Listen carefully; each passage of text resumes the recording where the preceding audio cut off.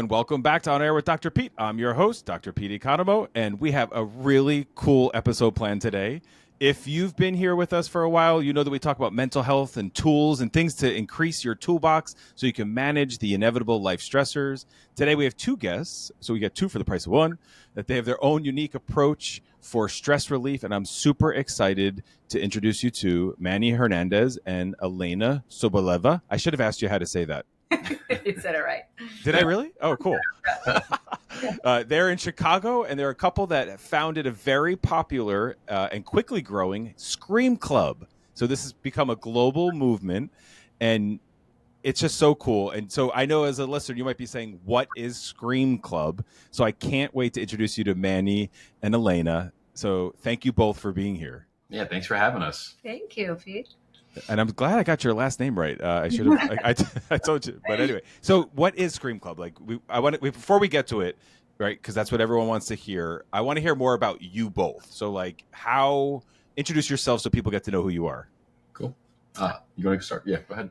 My name is Elena Soboleva. That's right. Well, I'm a personal brand expert, and I run a community for women entrepreneurs here in Chicago for a couple of years. Also big into mental health space, and I always say that my mantra is bringing mindfulness to life and business, and yes. That's and that's how me and Manny met, actually, through this mental space. Yeah. Wait, so don't leave that cliffhanger. So how did you meet through the mental space then? Yeah, well, for me personally, mental health been a big journey on my own self-development. Beautiful. Probably since COVID, but that's when I kind of dived into it. Yeah. And again, try different modalities and tools into my own healing and finding a way that works for me. And I, in the past, I've done a lot of social media, and being a social media kind of expert, I post a lot of content around mental health, especially mental health in business. Nice. Because I'm, love supporting women with their mindset and navigating entrepreneurship. Yes. And one of the videos that I posted on Instagram was something around mindset. I can't remember what I said, honestly. It was something about mental health. Something brilliant, of course. Yeah. And the video popped up all over in LA, and that's how many saw me first on Instagram. Wow. Yeah. So, and it helped that she was good looking. So I hit her, I hit the follow, and I was like, okay, yeah. And did you slide into the DMs? I did. I don't want to brag or anything. I'm like, I'm taking this into my hands. Yeah. Smart lady. Yeah. That's right. Woman power. So Manny? Yeah. So I'm Manny Hernandez. I am a men's transformational coach, a breathwork practitioner, and now the co-founder of the Scream Club. And very similar to Elena, like I've started my self-development journey shortly after COVID. Yeah. I did breathwork before that, and for me that changed my life in terms of like, I'm one of those people who is like, people talk about meditation and they talk about these modalities to kind of help with mental health. And I was, growing up in Jersey and growing up around the machismo, I'm Cuban, right? So I have a Hispanic, and we have this idea that, you can't show emotions and you can't feel, and you have to be a man, and you gotta, whatever. And, so I went to my first breathwork class, like completely like, oh, what is this thing that I'm about to do? And walked out of it sobbing. And, oh, wow. And there was that moment where I was like, well, one, what the hell just happened to me? Two, why don't more people know about this? Yeah. And so that's what kind of sent me down my self-development journey. I became a certified breathwork practitioner after that. And, I was helping a lot of people during the pandemic with those emotions and like, hey, we don't know what the state of the world is going to be. And then I started wanting to focus with men because it's like, I went my whole life, again, repressing emotions and feelings and not understanding, or why do I keep making the same mistake over and over again?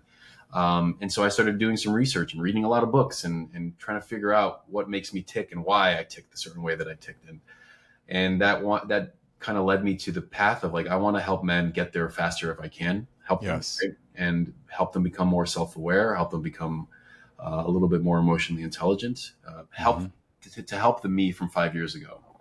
And then that's kind of how, Scream Club came to be. after that. It was Well, we're gonna get to that. okay. We'll Yeah, get to that in a second. that's cool. So you have this like blend of like mindfulness in the workplace, right, from Elena, and then this idea of like men's, health. And I love that you said that, because these are two. Here's the thing: women that are powerful are labeled as the B word, whereas when men are that way. So I love this stuff, because then men also aren't allowed to show emotion, because then they're the B word too. Right. And these are just people that are just managing themselves and doing stuff. So I really love that. And so at what point did you all go to Chicago then? Because I know we talked a little bit about sort of the West Coast, and so now you're in Chicago. When did that come about? So I came to Chicago November of last year. So it's recently. Coming up almost to a year now of me being in Chicago, and right in the middle, right before winter started, got to rip that Band-Aid off. Yeah. But it's not much of a Band-Aid, right, Elena? Well, it was a transition. I'll say that for sure. It was not an easy thing. We did a long distance for a year and a half. Mm-hmm. Oh wow! Yeah, and that's when I originally wanted to go to LA, and I did try for a couple of months, but it just wasn't my vibe. I wasn't feeling it. Yeah. And the end, and he was like, "Hey, it's either you coming here or that's never gonna work." And so he pulled the trigger and he did it. Yeah. I love that. I think long distance can be difficult, but it also puts in this organic pause, because otherwise relationships can go really fast. And so in some ways that could be really cool too. So I think it was definitely, I think it was good for us. Yeah. I think that, me being, again, my toxic patterns back then was just like move at a pace that was like, it's uncontrollable. Yeah. So I think that the long distance thing definitely did help.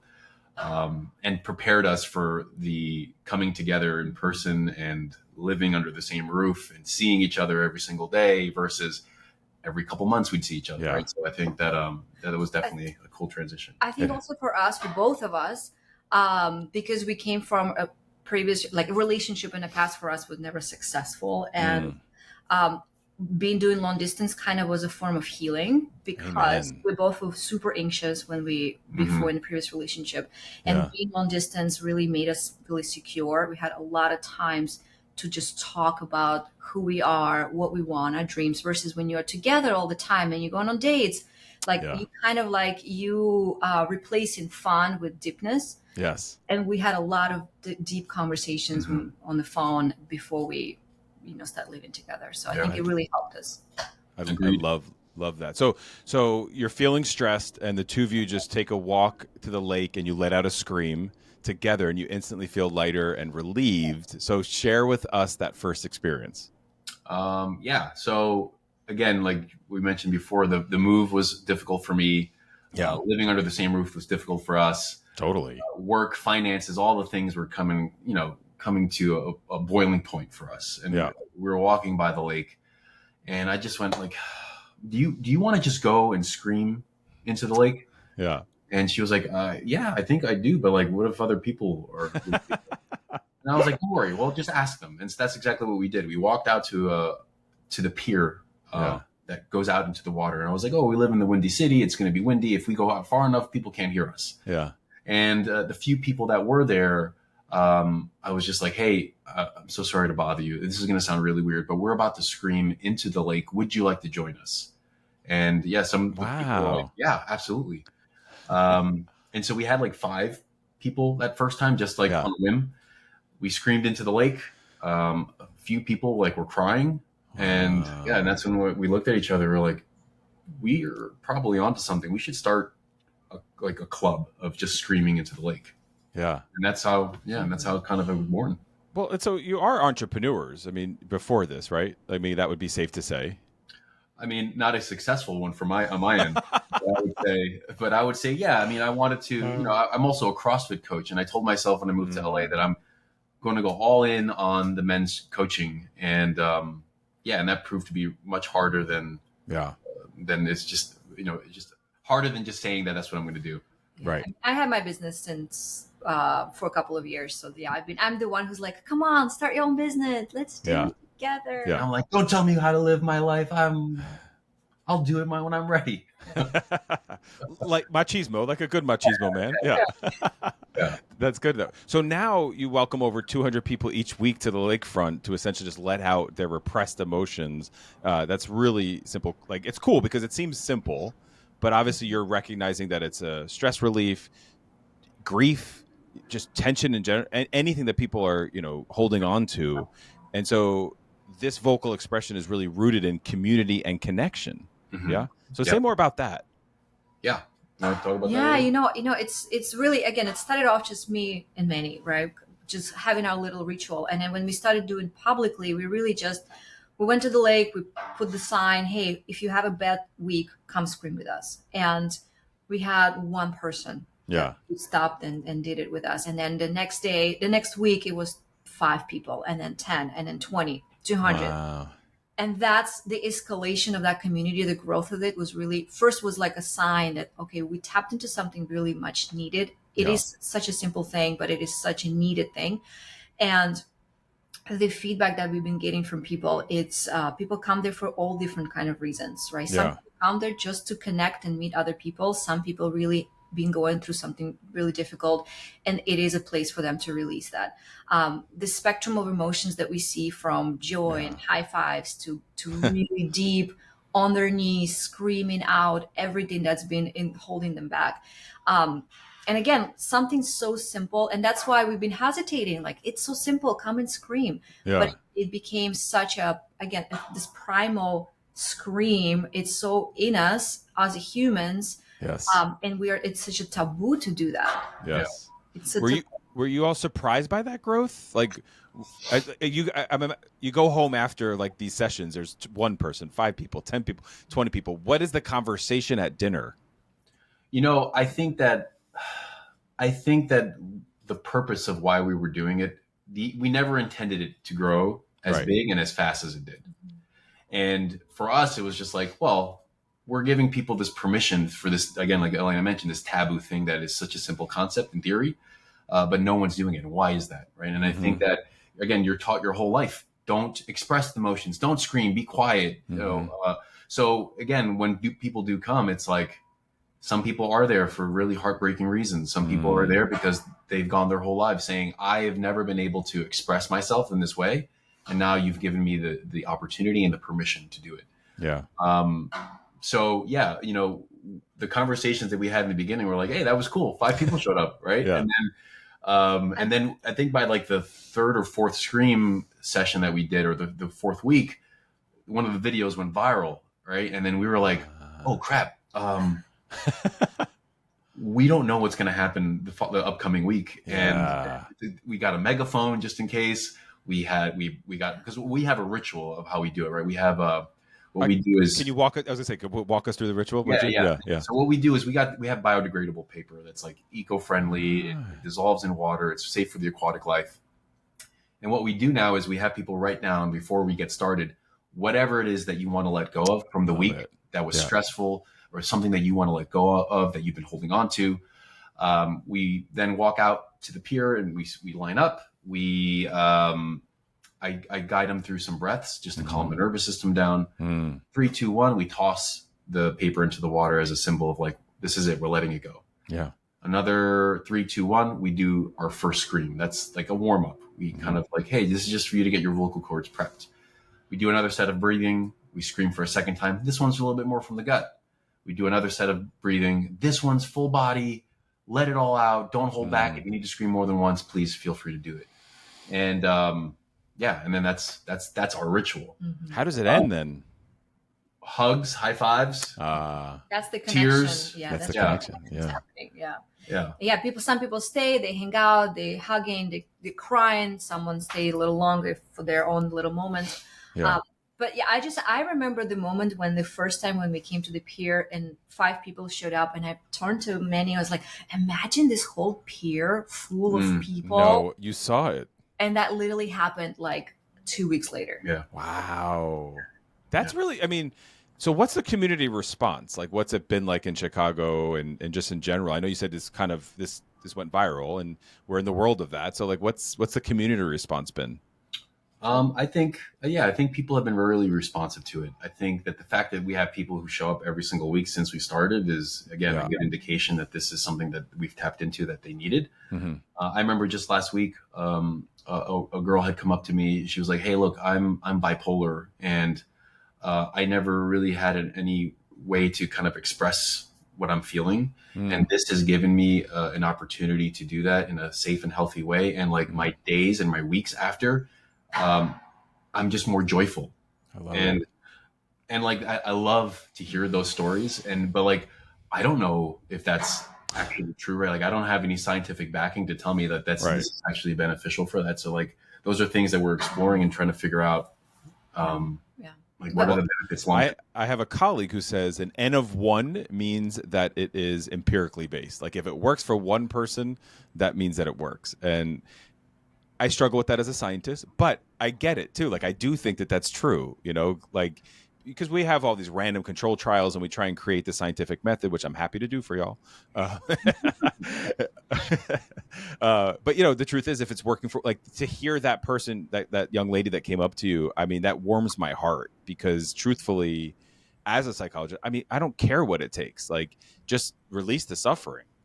Whatever, if it's medicine, if it's therapy, whatever it is, and obviously if it's breath work, whatever, if it's screaming, whatever it is that works there, let's do it. So, can this work for anybody? Like as far as the demographic, we have, do we have kids? We have old folks coming? Like, what's that like? Yeah, we have all kinds of spectrum of people coming, and that's why we always say, like, we're welcome absolutely everyone. We don't care your age, what you believe in, what color you are. It doesn't matter, because we all can find something for yourself here. And we've seen parents coming with kids and showing them how to regulate the emotions in a healthy way. Yes. So elderly couples coming together, holding hands and hugging and releasing together. Families, it's amazing how people literally come such a different people coming together for the same common reasons. Yeah. And it's been, and again, the feedback, some people that always say that they making it their weekly ritual to come to screams. Yeah. A lot of returning people who coming. There's obviously some new people who come in and want to explore, but a lot of returning people. The comments that we receive on social for those who are from different states and who don't have scream clubs, they're like, we need this. I'm just crying watching this video. So yeah, there's a lot of that comment, like, why did this make me cry? Why did watching this make me tear up? Again, I think it's a really strong indication that the world has suffered. And I think that, we're feeling very divided, and we want to just make sure that we can give people that space to come together and say, forget all the things that the world is telling you to do. Like, here is a safe space for you to just be. Yeah, it's a primal release, I would think. So I'm thinking, there's some cortisol, like there's, which will like elevate a little bit, and then, just some neutralization of that from the parasympathetic nervous system, likely, right? The breath work. Like, it seems to me that it makes sense. Also, it's not accepted socially. Like, you're not allowed to scream, really. Like living in New York, if you see the person screaming, you cross the street. Yeah. Right? Like, or you change your subway car, you're not going to be. So that part of it, I think, is really the mindfulness piece, probably, because, it's the judgment. We are constantly judging ourselves. And I think to be able to scream and not judge yourself for that is likely contributing to some of the benefits of this. Like, do you guys feel the benefit every time you do it? Because you've done it the most now. You guys are the OGs. Yeah. I mean, I feel great afterwards. I feel, when it happens, and there's some days where, again, the weeks, and that's why we do it every week at the same time, at the same day. It's like the week sucked. Yeah. What better way to start the week fresh than by doing this? Yeah. So for me personally, I've done it in so like gut wrenching sometimes that like I get a little lightheaded and I go, whew. Yeah. And then I go, damn, I needed that. And so, I feel lighter. For sure. I cry every time. Every time. That's true. The moment I have this paper in my hand, I'm like sobbing. And after the first screen, I'm just everything coming out of me. It's so cathartic. It's so, you feel, for me, it's a form of also liberation of my voice. I feel more confident when I do that, especially when I do with everyone next to me. And then that's why the really first screamer that we've ever done, I felt very closed off. I was insecure. I was like, oh, I don't know what people are going to feel. What are they going to judge me? Yeah. And when I did it, I felt so confident within myself. Like I found some power in my voice. Yeah. Sometimes. And again, every scream has a story. Sometimes it's more emotional. Sometimes it's more liberating. Sometimes it's more painful than it should be. Yeah.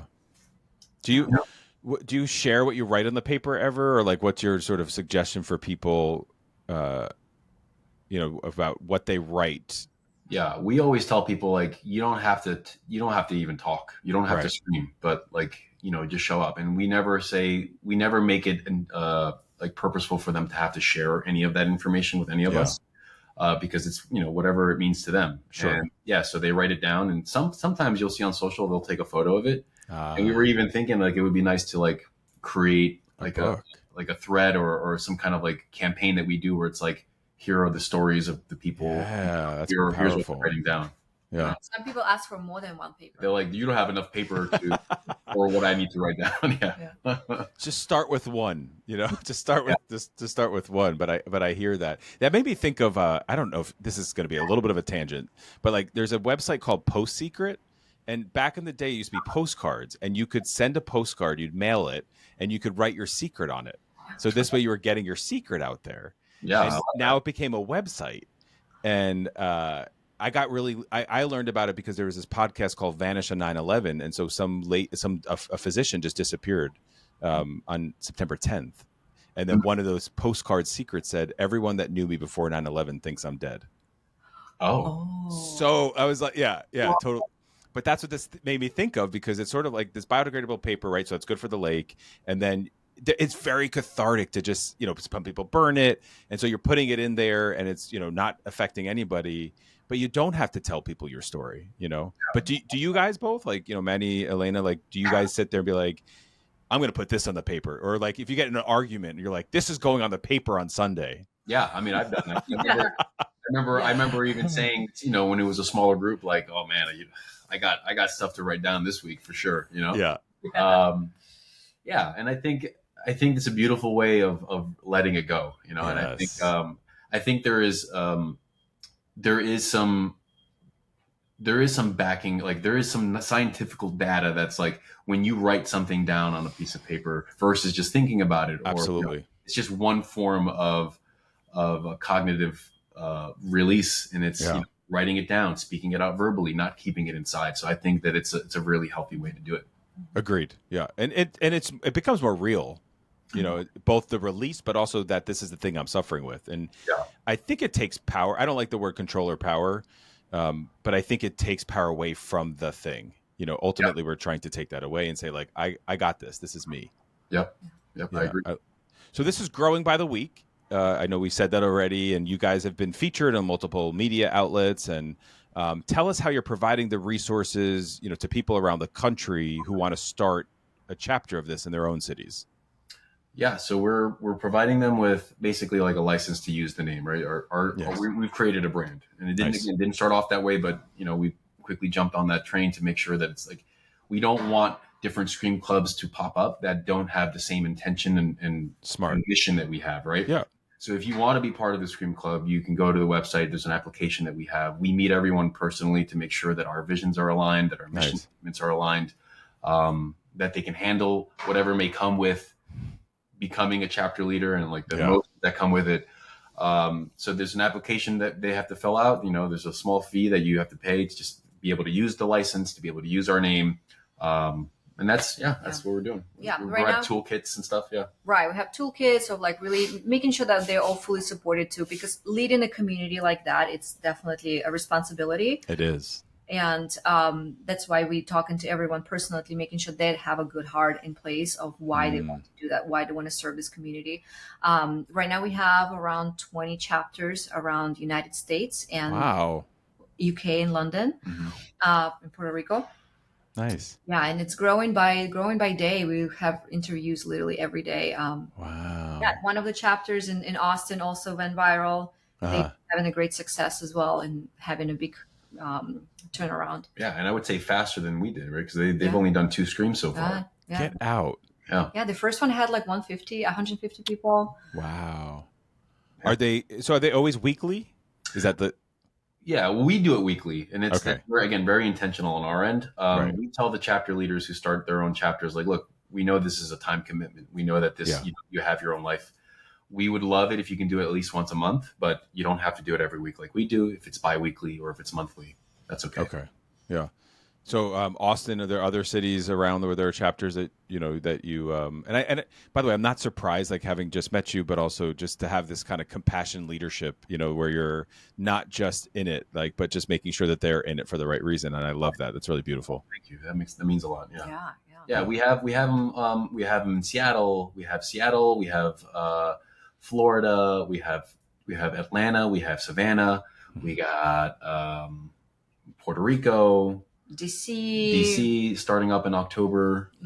Super cool. I just had a thought, because with Seattle, like an interesting study might be if there's a decrease in suicides then, because they have one of the highest suicides per capita, based on the weather. And so it'd be sort of interesting to look at. My sense is that could help impact that too. Yeah. And those are the things that we want to tap into and make sure, what if we showed, we started a scream club for kids in schools, and maybe bullying goes down, like how cool would that be, right? So these are things that, we want to enter the mental health space more and see how this can help communities and how this can help marginalized groups, if anything. We're just trying to figure all those things out.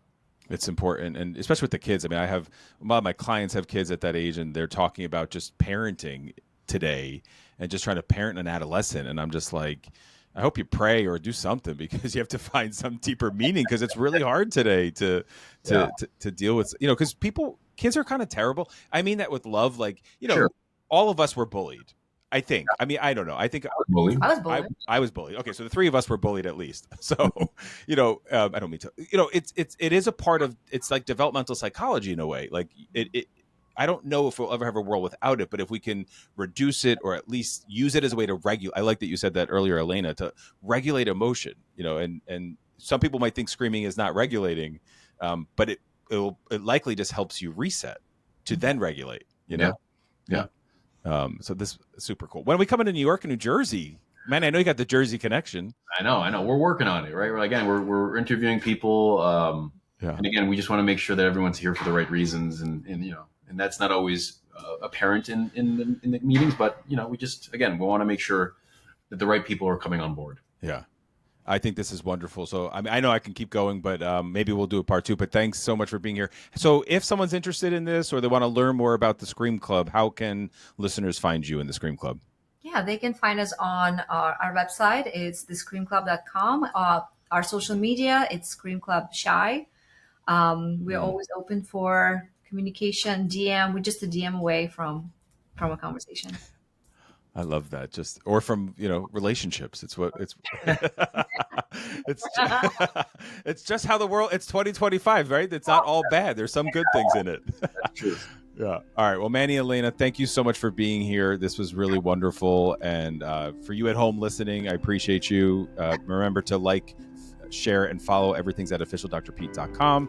I'll see everyone next week. Until then, spread a little kindness and stay well.